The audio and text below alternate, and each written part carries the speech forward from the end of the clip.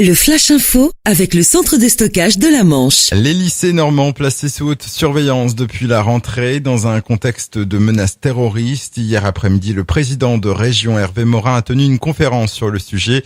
Plus de 760 000 € ont ainsi été investis pour des travaux réalisés dans 25 établissements, essentiellement pour sécuriser les accès aux établissements.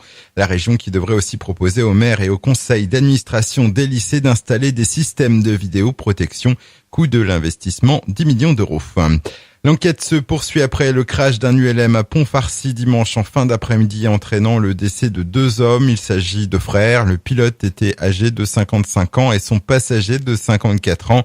Pour l'heure, aucune anomalie n'a été identifiée sur l'appareil. Les corps des 2 victimes feront l'objet d'une autopsie en milieu de semaine. L'offensive des agriculteurs à l'égard des transformateurs de lait continue. Après Lactalis, la semaine dernière, il s'attaque au numéro 2 du lait en France.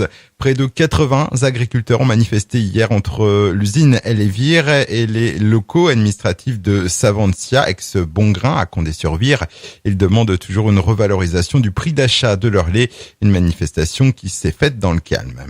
Plusieurs véhicules dégradés à Cherbourg et Tour-la-Ville, des faits survenus dimanche en matinée. Au total, 6 véhicules ont été retrouvés avec le rétroviseur droit cassé. Des dégradations faites par un même individu dont le signalement a été communiqué par le premier propriétaire qui avait tenté de l'interpeller.